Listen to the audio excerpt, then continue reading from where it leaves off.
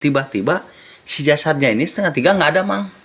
Posisi si Roni ini duduk kayak di atas bulu, Mang. Jadi yang kita lihat itu betis gede banget, Mang.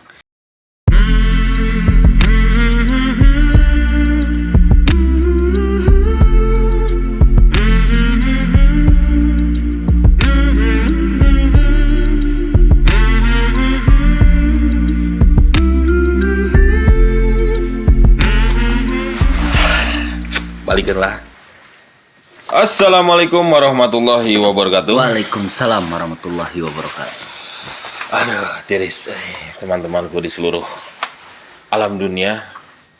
Salam damai Indonesia. Malam ini kembali kami berdua setelah sekian lama. Setelah berbulan-bulan mungkin kami sering off. Bukan karena kami banyak kerjaan atau sibuk, tapi karena kami luar biasa malas. Nah, malam ini kita akan kembali ngobrol-ngobrol, bercerita-cerita tentang pengalaman-pengalaman kita, pengalaman saya ataupun Bang Akhi, mana aja yang duluan lah gitu ya, waktu mengalami hal tersebut gitu. Mengalami langsung Ya. Nah, di cerita yang kali ini masih di sekitaran rumah, ya karena memang rumah kami di sekitaran gunung gede, jadi ya banyak cerita lah, banyak mitos, banyak urban legend, bahkan bukan hanya di sini, kalau menurut saya di semua tempat lah ya. Lain pun banyak cerita-cerita. Nah, cerita ini akan langsung diceritakan oleh yang mengalami, yaitu dia. Ikut mengalami lah gitu. Yang mengalami udah nggak ada soalnya. Ya, ikut mengalami karena itu sampai meninggal. Meninggal. Ya. Memang langsung saja silakan diceritakan kejadiannya. Baik, Mang. Jadi usia dulu masih 23 tahun. Nah, kejadiannya ini di kampung saya, Mang. Ini gitu di sini. Dulu itu kan di belakang rumah itu nggak seperti ini. Maleber itu dulu masih ya serem apa gitu, nggak serame sekarang. Sebenarnya sekarang tuh rame. Dulu tuh kalau Amang sekarang dari Cigombong ke atas itu kan jalannya batu, Mang, bukan aspal. Oh, masih batu. Jadi kalau jalan kaki malam-malam ke situ udah nggak ada yang berani sebenarnya gitu. Masih sepi lah. Masih sepi. Ojek juga nggak sampai sekarang kan bisa 24 jam gitu. Kalau dulu mungkin maghrib udah selesai gitu. Ini mulai awal mula ceritanya itu saya gitu sering ikut ronda sama yang tua-tua, Mang. Jadi kalau misalkan umur 23 kebagian rondanya itu misalkan hari Sabtu misalkan, tiap hari jadi ikut ronda gitu. Itu kebiasaan di kampung gitu. Jadi nggak bagian kita aja yang keluar gitu. Biasanya tiap malam gitu, gitu ikutan. Itu kebetulan waktu malam Jumat, Mang, ini. Malam Jumat sekitaran jam 10:30 kita tuh keluarnya biasanya jam 10:30 gitu ke pos ronda itu. Nah, itu ke pos ronda masih di rumahnya Iwan gitu namanya. Jadi kita tuh waktu itu saya ada Iwan, terus ada Yayat sama Asep gitu. Ini masih berempat main gapleh lah gitu, gaplehan gitu, gapleh gitu, RT-an biasa gitu. Nah, tiba-tiba datanglah Roni, Mang. Datang Roni gitu sekitaran jam 11:30. Nah, entah dia tuh paling tua di antara yang tiga ini. Ya, kalau saya lebih muda daripada yang tiga ini gitu. Jadi dia umur mau kepala 4, yang sisanya di 3 ke atas lah gitu. Jadi dia datang paling tua gitu. Roni ini juga sama, dia bukan pas bagian rondanya sebenarnya gitu. Dia hanya datang gitu 11:30, biasa ngopi gitu. Tapi waktu itu tuh wajahnya, penampilannya tuh beda, Mang. Dia pakai peci, pakai sarung gitu. Biasa, entah dia habis dari mana, habis ngapain tuh kita nggak tahu. Kita biasa aja gitu. Nah, pas kalau waktu itu si Yayat lagi ngocok gitu, tiba-tiba dia ngomong, ngusan lah tuh, cenah. Udahan dulu, saya mau ngomong, cenah. Udah. Si Roni ini. Nah, si Roni ini taruh lah gitu. Udah si Iwan ngomong, Aya naon Mang, cenah kan gitu. Ada apa Mang? Enggak, cenah. Saya cuman minta antar saja, cenah. Tadi saya habis sholawatan apa segala macem kata dia. Nah saya diarahkan untuk ini kalau di kita bilangnya bekongan Mang. Gitu stekan lah di tempat nyetek di tempat membibitkan teh gitu di situ. Tapi sekarang kan Amang tahu sendiri ya. Enak lah ke situ terang gitu. Dulu mah nggak seperti itu Mang. Teh yang jangkungnya yang tinggi. Nah itu di situ. Serem lah pokoknya kalau ke situ. Nah, mintalah antar ke situ. Bilang, rek naon urang macet teh kak si Iwan gitu. Rek naon urang ulah ilu. Wah, cuma geus ngilu cenah gitu nya. Yang bilang, ya udah dah nggak apa-apa kata si Roni, ikut aja. Sok bawa kopi, terus bawa tiker waktu itu Mang, bawa tiker. Ya, rokok segala macem lah gitu. Singkat ceritanya, jalanlah kita Mang setelah persiapan itu. Jadi pos ronda ditinggalkan lah. Tuh jam 12-an. Jam 12-an jalan ke si bekongan tadi gitu. Terus dia nyari-nyari. Nah, di bekongan ini kan di tengah-tengah kebun teh tuh ada batu besar. Batu besar. Ada pelataran gitu. Pelataran. Nah, disitulah digelar itu tikernya. Situ digelar. Saya kan waktu itu memang ada umuran segitu tidak kepikiran hal-hal yang kayak gitu, masih menikmati dunianya kan gitu. Nah, beres di situ gelar ya. Nah, si Roninya ini ngomong, jadi pas kita lagi mau bikin kopi, pokoknya selama saya belum bangun jangan dibangunkan dan jangan ditinggalkan gitu. Nah, jadi dia di depan nggak menghadap batu, jadi pokoknya batu tuh ada di sebelah kita aja. Pokoknya dia tuh ngedeteksi apa jika kayak gini nih Mang. Ya udah di sini pas sesuai katanya gitu. Udah. Saya nggak tahu ngomongin sesuai, ngikut aja jadi follower waktu itu. So di situ duduk kelar. Nah dia kayak entah baca apa segala macam, hilang aja. Hilang teh kumaha maksudnya? Jasadnya mah ada gitu deh, tapi dia udah nggak gerak sama sekali, ini diem gitu. Jadi sesuai ini dia gitu, dibangunkan jangan gitu, ditinggalkan jangan gitu.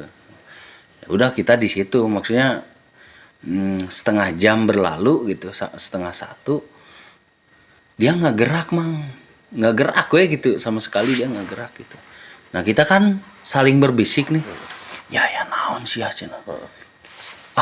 Tinggalkan yuk, biasalah bermain pikirannya masing-masing gitu. Apalagi saya kan waktu itu sebagai junior gitu, yang ya naonan gitu, ini apa-apaan gitu. Nah, beres di situ, pas masuk mau ke jam 1, si Roni ini kan masih tetap belum bergerak gitu. Nah, si Iwan nanya, apa kita bangunkan saja gitu, karena memang takut dia kenapa apa. Nah, pas mau dibangunkan gitu, tiba-tiba dia gerak sendiri gitu. Lain di dia tempatnya, bukan di sini tempatnya katanya, ini harus geser gitu. Bilang, jam 1 malam geser kemana gitu. Nah jadi saya tunjukin istal itu Mang. Nah di atasnya kan ada pelataran. Nah di situ geser lagi. Jam 1 kita geser, bawa lagi tiker naik ke arah naik ke sini nih, di arah sini belakang pila ini. Nah di situ gelar lagi tiker nih. Dia ngomong lagi, pokoknya kayak yang tadi ya, dibangunkan jangan, ditinggalkan jangan. Dia biasa kayak gini lagi. Nah ini udah pas di sini tempatnya kata dia. Udah dia ini lagi kayak gitu lagi mang. Gitu kita tetap bingung maksudnya hari si eta naonan sih gitu si Ron itu dia ngapain gitu maksudnya apa dia sedang mencari apa kejayaan apalagi ngasakin apa gitu matangin apa gitu kita Nyari nggak tahu emas, ya. gitu yang jelas singkatnya itu sejam berlalu di sini mah dia benar-benar tidak gerak sama sekali mang maksudnya 1 jam tuh dia belum sadar lah. belum sadar gitu. Nah kita tuh mulai kebingungan maksudnya iya rekumaya iya nu iya mah jigana nyaan gitu yang ini mah kayaknya dia benar-benar ngilang gitu ngilangnya teh entah kemana gitu jam setengah tiga gitu setengah tiga tiba-tiba ini saya apakah posisi kita berempat ini sedang ngelamun atau sedang tidak fokus sama jasadnya si Roni ini apa kita sedang mengarah kemana gitu tiba-tiba si jasadnya ini setengah tiga nggak ada mang Hilang jeung jasad-jasadna. hilang saya yakin dia pergi sebenarnya pergi gitu tapi ya kita nggak tahu. kita nggak tahu Jarak yakin. si jasad Roni sama Amang tuh jauh nggak? Paling nah kalau di gerbang sana dia di sini gitu lumayan beberapa meter lah gitu nah itu mang jadi pas setengah tiga pas kita bergerak si itu kemana kan gitu wah mulai tah nyari gitu segala macam dari sini mang kita jalan ke sana nyari terus kembali lagi ke si apa ke tempat awal bekongan gitu wah terus gitu wah yuk masih ya cenah tadi ngalamun si eta cenah ayeuna jeung awak-awakna gitu ya dari awal dia ada gitu nggak bergerak nggak ada lah entah kemana gitu nah sekarang dia nggak ada sama badannya kan gitu jam 3 mang jam 3 lebih gitu. si kita kan ke kampung sini lagi masuk ke bawah sini pas kita mau ngelewatin ujung kantor amang tahu kan ujung kantor gitu ada security yang lari gitu itu cina si Roni di itu cina ketulungan cina di pila sana mang jauh kan iya dulu itu tuh si pila sana tuh kan ada pohon alpukat gede banget wah udah tua lah zaman Belanda dulu kan pila sana juga masih sampai sekarang gitu.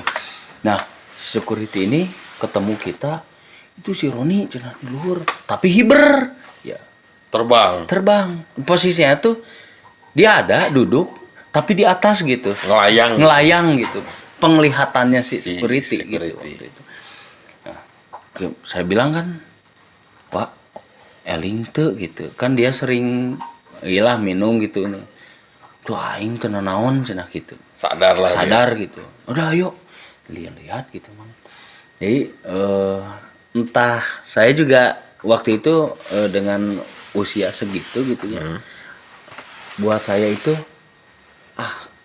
kelo iya gitu maksudnya ini maksudnya apa gitu jadi posisi si Roni ini duduk kayak di atas bulu mang jadi yang kita lihat itu betis gede banget bang kita nggak tahu kalau ngelihat udalnya aja nggak kelihatan apalagi wajahnya gitulah cek kasar nama gitu kata-kata lihat nah si Roni itu kayak duduk di bulu-bulu gini cuman bulunya itu gede-gede kayak apa ya kayak kalau ini tuh cemeti bukan kayak ya bulu lah tapi runcing gitu runcing nah duduk di situ nah jam pas kita sampai di situ dia mah nggak tahu dia sadar apa tidak sadar dia ngelihat kita apa dia kabur pandangannya ke kita tapi matanya ke kita gitu nah pas jam 4 bluk jatuh mang jatuh murah gitu tapi si bulunya nama nggak ada maksudnya nggak patah nggak ini nggak dia jatuh aja bleg gitu ya habis di situ dia melotot gitu dibawalah ke salah satu ustadz lah gitu bahwa si kakinya itu ya udah, itu mah udah hilang, apa itu sebuah bayangan kita Yang atau- didudukinnya itu. yang didudukinnya itu gitu. Nah, kalau orang situ kan bilangnya oh itu buta ijo gitu kan atau apa gitu. Buat saya naon, udah aneh kan, maksudnya awam gitu. Nah, beres di situ dibawa gitu. Itu selama sampai seharian si Roni ini ya kayak gitu wae gitu. Kieu tah Bengong. bengong gitu. Ditanya juga dia nggak jawab. Nggak ngelirik lagi gitu, nggak gini aja. Gitu.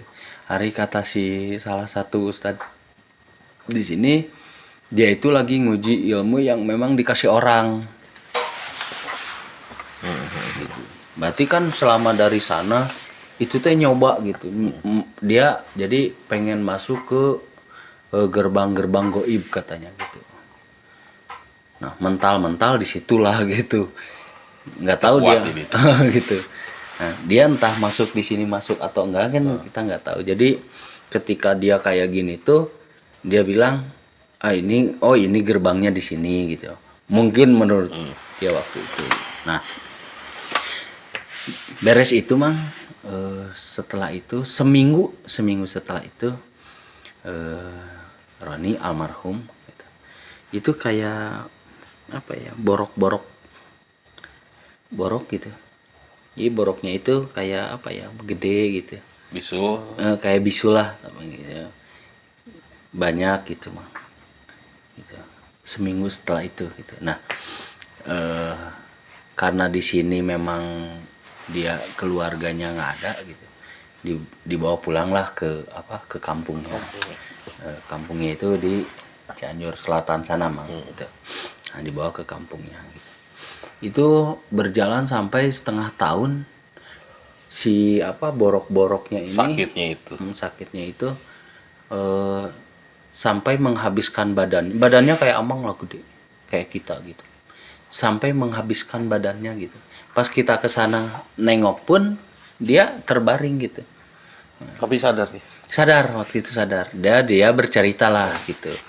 Nah, bercerita tentang apa yang dia kerjakan waktu itu. Dia ada yang datang ke dia harus kayak dikasih bacaan gitu, itu harus diasah dibeli katanya. Diamalkan gitu. Diamalkan, gitu. Nah, dia cobalah. Jadi pas kita ronda itu dia sebenarnya ingin mencoba. Nah, ternyata jangan kikituan teh nggak, kalau nggak jelas gitu. Dia ngasih ini ke kita gitu. Dia pun setelah itu bulak-balik sebenarnya itu ke rumah sakit Cianjur gitu, bulak-balik diperiksa. Ya, pengobatan secara medis itu. Nah, pas setelah kita ke sana gitu, nggak lama, nggak sampai tahunan, hanya beberapa seling bulan saja waktu itu. Nah, dia meninggal gitu. Setelah ketemu sama kita yang ke sana gitu. Kita yang ke sana, dia meninggal gitu sih. Buat kita yang pengalaman, kalau buat saya pribadi waktu itu umur sampai sekarang, kalau dihayal-hayal sampai sekarang, Amang sering ngajak ke sana, saya nggak mau karena itu mang gitu, karena pernah melihat sosok itu dan itu jelas gitu, maksudnya jelas gitu. Wah. Nah, ada lagi mang, setelah kejadian almarhum waktu itu, kejadian almarhum, tiap hari suka ada kejadian mang di situ, kayak tukang dagang tahu waktu itu, tahu yang dulu kan digini Ya, tahu yang di akuarium kayaknya. jadi suka ada yang manggil gitu, kayak kalau dia bilang kayak menir lah gitu, di dalamnya suka ada yang, kan dulu mah bangunan itu teh isinya tuh mang batu-batu, marmer apa, terus ada macan yang diawetkan gitu, patung-patung, lukisan gitu. Nah, di dalam itu ada si kayak nyonya jalan-jalan di luar yang manggil pakai seragam putih-putih kayak menir lah gitu. Si tukang tahu itu ke situ gitu. Nah, belilah gitu. Nah, beres kayak gitu dia balik, uang nggak ada, tahu nggak ada gitu, maksudnya dia ceritanya kayak gitu yang berkembang gitu mang. Nah, ada lagi tukang sayur, jadi ada aja gitu kejadiannya. Dan dulu yang datang ke sini tuh bukan tamu tuh Belanda, orang Belanda gitu, bule-bule yang ke perkebunan dulu. Nah, jadi setelah itu tuh banyak hal yang aneh-aneh gitu Mang di situ tuh gitu. Setelah almarhum. Jadi kita tuh merasa bersalah, disebut merasa bersalah dah. Kita cuman disuruh nganter gitu maksudnya. Tapi pas lihat kejadian kayak gitu kita tuh nah sih coba kalau kita caram lah gitu. Maksudnya pas yang di sini ini kenapa kita kok nggak lihat nggak ngeh dia pergi gitu. Nah itu maksudnya kalau misalkan ngeh mungkin bisa kita tarik atau apa nggak gitu. kita tahan lah gitu. Nah itu Mang ceritanya sampai kejadian seperti itu memang ada rangkaiannya gitu, nggak ujuk-ujuk gitu.